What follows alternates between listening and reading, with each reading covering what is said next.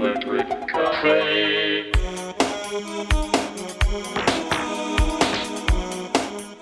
Hey everybody, welcome back to Electric Cafe. Today's video is an album review on Megabeat 4 by the artist called Megabeat, which came out in 1990 out of Spain. Megabeat was three gentlemen who, during those times, DJ, techno producers, they recorded under various names, and I don't know a lot about them, although I've heard the name occasionally mentioned in like new beat conversations. And so I've wanted to check out this album for a long time, but doing a little bit of research about them, looks like they recorded under quite a few different names and under their own names, quite a bit during the early '90s for the most part. And I've been wanting to check out this album for a while, so I figured I'd put it in this list of my month of focus on these type of genres like new beat and industrial music and stuff like this, and thought that this album would fit perfect into this mix of albums I wanted to check out. Of course, some I know and some I don't, and I had never heard this album before until this particular week, so I was excited to hear it. I'm always interested in hearing some new beat that is often overlooked. Like new beat is an interesting genre overall. In a lot of ways, it sort of bridged the gap from maybe a little bit of Italo disco and even early industrial, and sort of merged it into what would become techno. And a lot of people, but there was a lot of other influences too, like industrial and again Italo disco, but also synth pop and new wave, and you can definitely hear it on this album. And we'll get a chance to check out each track as I play each one in the video, and you'll see my score above. But just overall, just new beat is an interesting genre because it only happened for a few years, from like maybe about '87. There might have been some earlier artists like '86 or so, but from my understanding, it's about '87 to '91, and then it pretty much became full on. Whether you went techno or whether you went synth pop, but it seemed like a lot of the new beat kind of included a lot of those genres because they were, for the most part, a lot of new beat was in Western Europe and parts of Europe, and so it was definitely inspired a lot by Italo disco and synthwave and synth pop and new wave and things like that. So, it's kind of a collection of all those things just into its own form of dance music. And so there's so many. If you know the genre, you know how much there is to discover in those years. And if you don't know the genre and you like what you hear, or you like industrial music, or you like early techno music, or all the genres that I mentioned, there's going to be some stuff in there that you like. Now I will say that a lot of the new beat, a lot of those producers didn't get a lot of attention. So in a lot of ways, they sort of made an album, maybe made a single, and then really didn't do a lot. Just during that period, music was changing so much, and maybe they did an album and it wasn't received, and so they never did anything else. So there's a lot of like one-offs or even acts that like Megabeat that sort of did a couple catchy songs here and there, or albums that sort of caught on. But for the most part, they're just kind of obscure music, obscure names, in the histories or the annals of dance music. And it's great to be able to, discover them and then share them with other people and sort of let that legacy, carry on in some ways, because I don't know if there's really any band that you can say, okay, this is a new beat band or new beat act, and everybody would know their name. Like, I don't know if it really is that. It's kind of a strange, interesting time where techno is still very underground, and it's really mostly again in Europe and in certain spots like Belgium or Netherlands, Germany, Spain. Like this one's from Spain, certainly Italy.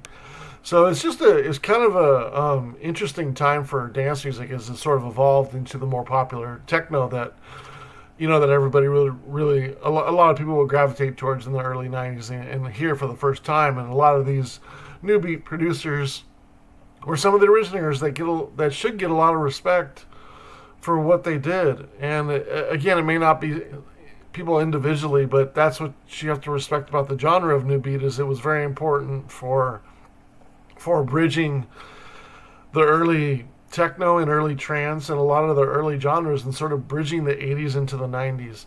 And this one came out right at 1990, so it's got a lot of that 1990 feel in techno as things are evolving and directions are going different ways, and this one's a good example of that. So yeah, we'll get a chance to check out each track here. You'll see my score above, and then I'll be back with you and recap the entire album for you. All right, let's check out the first song.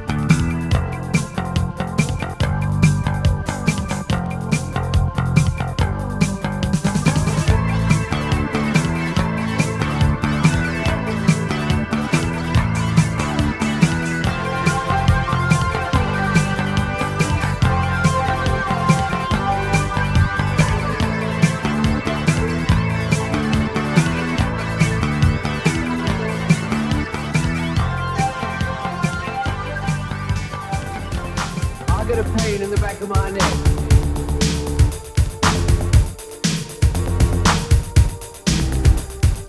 I get a pain in the back of my neck.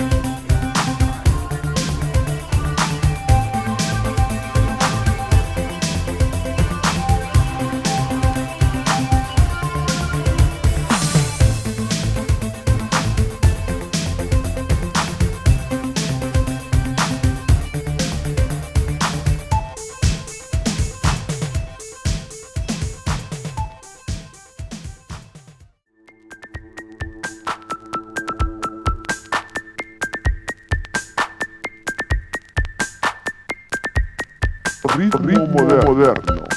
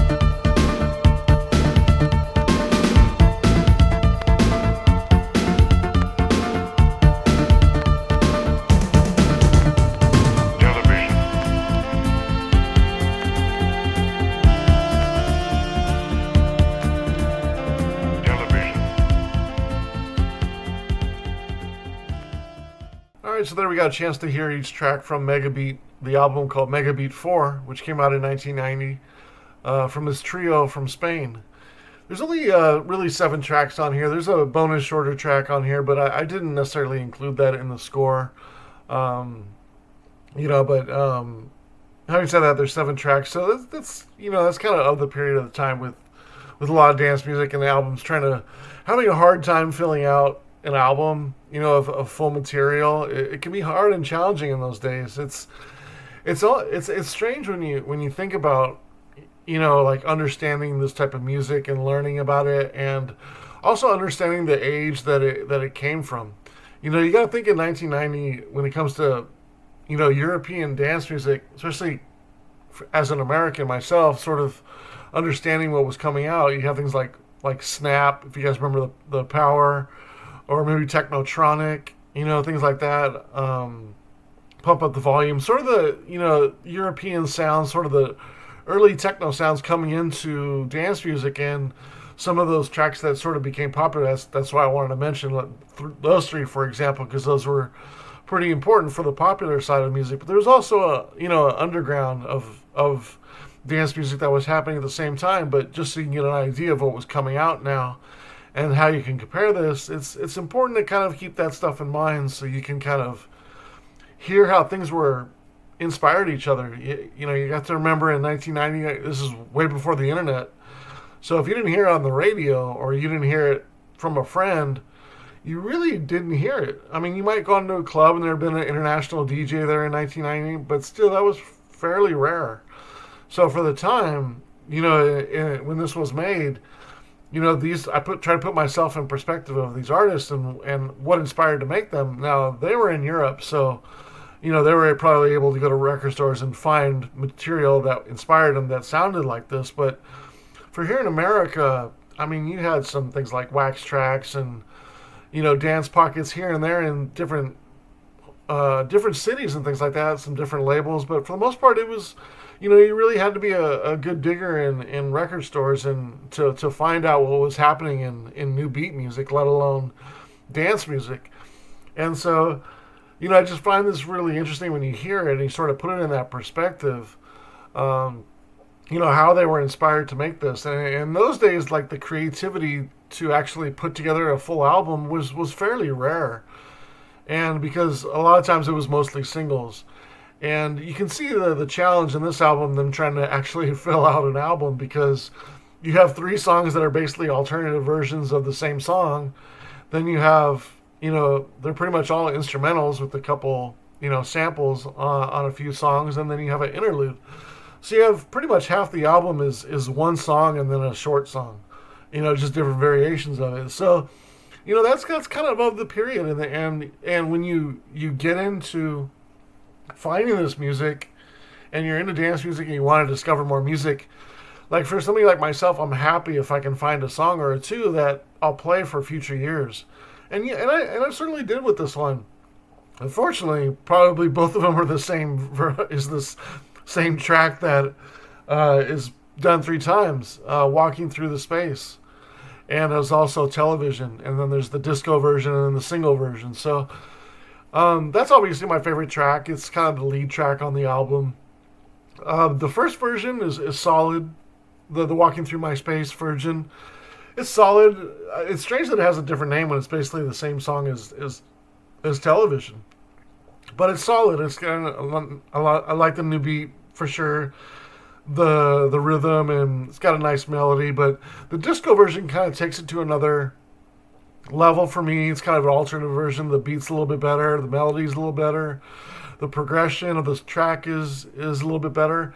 And that's the other cool thing about new beat tracks and just dance music in these times, where they're sort of doing the dance music like a structure of pop music. And so you have like an opener, 30, 40 seconds, right? You have sort of like a verse, even though there's no lyrics, or sort of a verse. And then you still have sort of a chorus come in of the main melody, and then sort of goes up and down from there and either fades out or builds back down. And I like that because in those days you have the potential of having a hit with making a dance song and it being in charts. So it's kind of, I find it kind of, I kind of find it at the time in a lot of character for the tracks to almost feel like they're going to be successful in a way. And they sort of produce them in the way by making them sort of a pop structure and not doing them like now where techno has evolved till it's fully its own genre, so it has its own fan base. So you make techno music for techno people, but in these days they're making new beat and techno almost for dance, for pop, maybe even for radio. I mean, that's probably why there's 3 versions. One's called a single.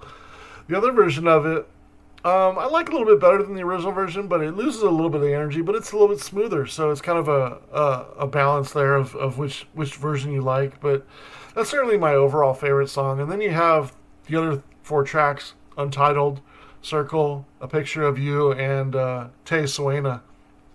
And Te Suena sounds like, it almost gives me that EBM vibes of like Front 242. It really kind of sounds like El Gaddafi, if you know that song. It kind of has that like marching orders of war or something like in it. And it sounds like some sort of EBM militant. like dance song, and that sort of has that. It's fairly successful. It's my least favorite on there, but I still give it a 5 stars. I think it's still pretty good. But my best of those 4 tracks is the entitled track number 3. Oh, I'm sorry. It's actually A Picture of You. Just a little bit better, 6.5 versus 6.25 of the third track entitled. But A Picture of You starts the second side of the record, and it's got a little bit of like a Latin flair in it. You know, you can kind of tell it was by a Spanish producer in a way, because that melody is very Spanish, and but it's kind of got this one's kind of got a very synth pop sound to it. Cool melody. It's got the sample from War of the Worlds movie or book in there, or soundtrack. I always forget where this sample is from. I know I also heard it. I also mostly know it from the movie, but I don't know if it's from the Jeff Wayne album from 1977, the soundtrack of War of the Worlds. I don't know if they were the first one to do it, but I also heard it just a year after this, and where I mostly know it from, which is it was in the Techmaster PEB record called DPE, and so that's where I know it. But you know, it's famous for being in the movie. Well, not in the movie with Tom Cruise or anything like that, but I don't know quite where maybe you guys can tell me where that's from. They drew their lines against us. It was the immeasurable something of War of the Worlds. Anyways, but cool. It's a cool sample. I love the sample, and it works really good in this track. And I think this is probably the most successful song in the album, besides the Television or Walking Through the Space, different versions.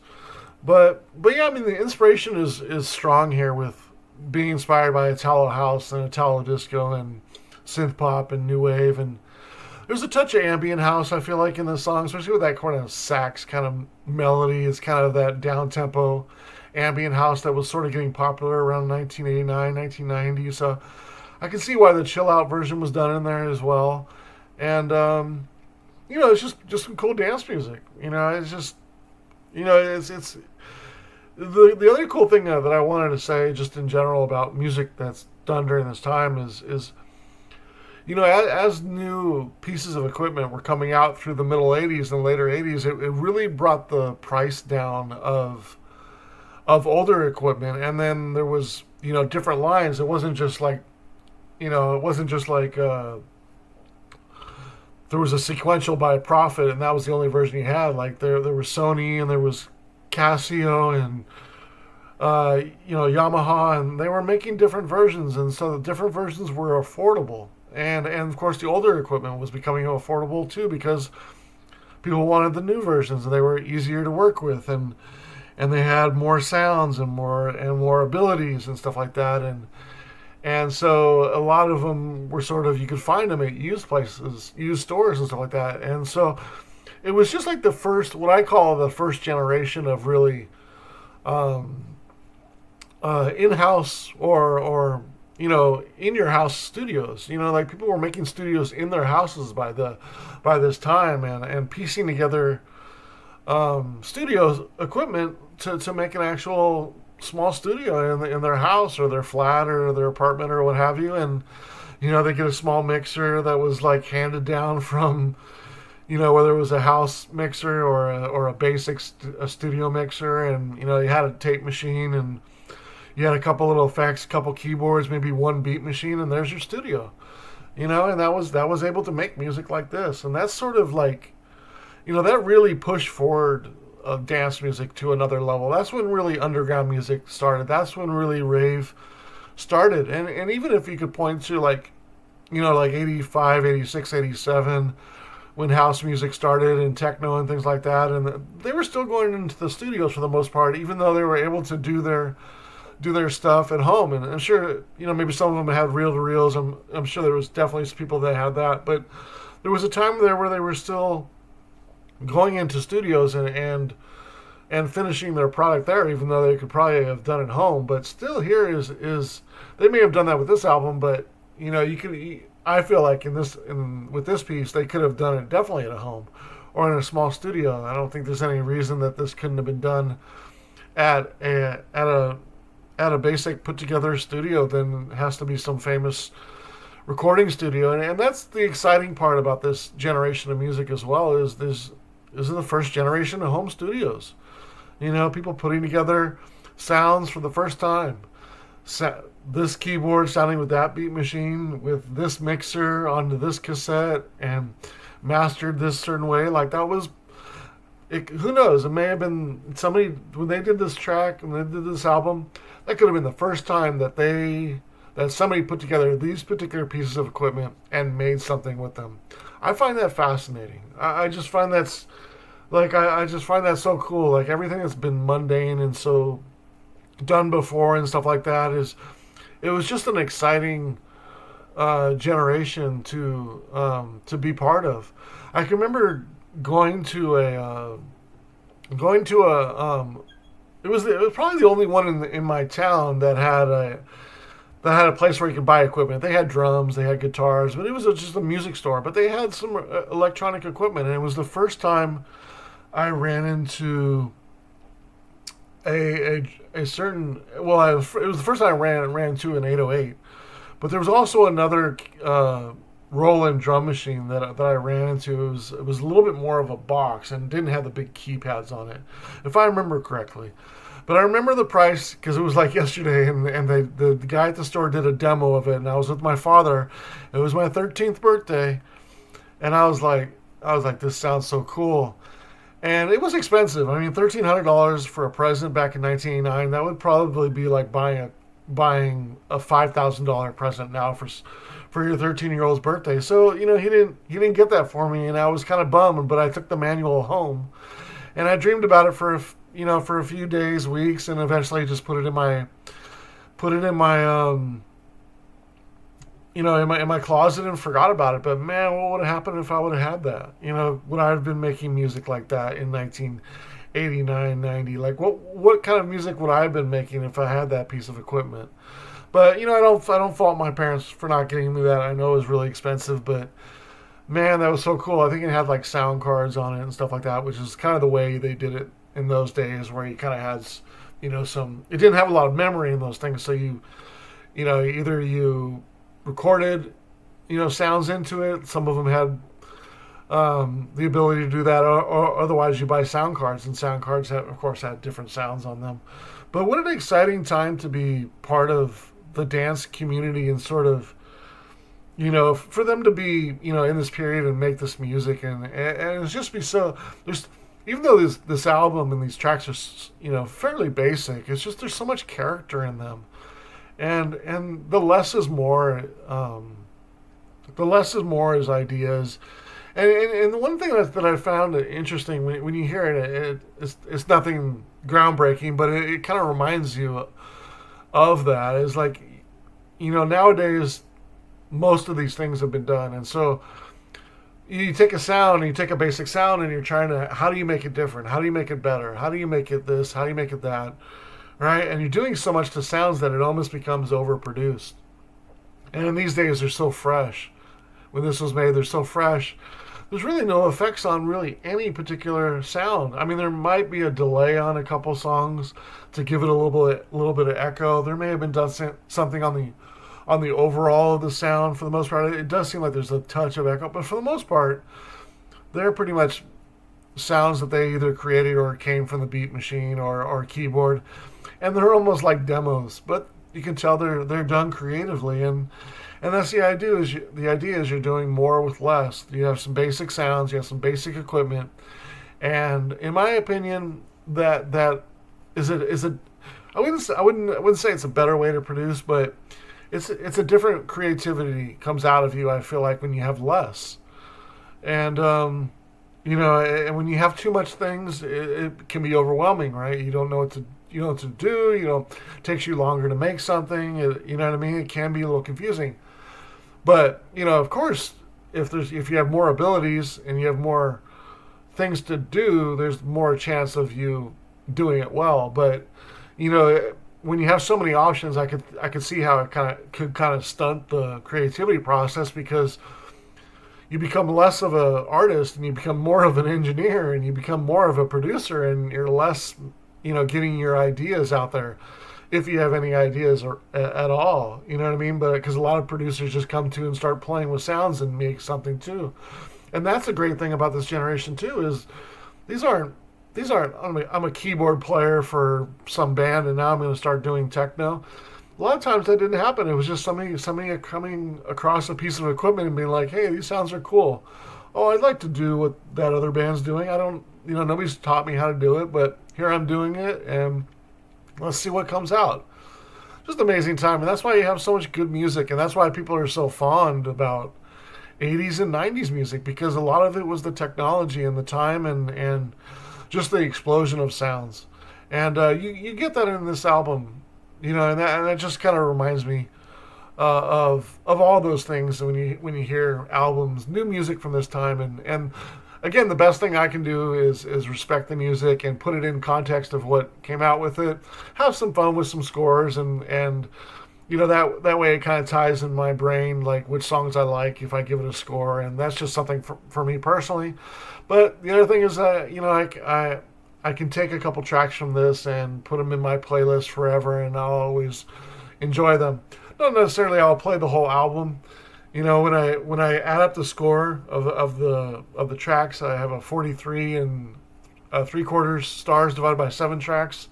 I didn't add the bonus track, which is like a minute and a half, so it comes to about a 61.7, which is a good album, But I have to be honest with myself, and I did deduct 5 points, because there's only 8 songs, one's an interlude, and 3 are pretty much the same song. So really there's 5.5 ideas.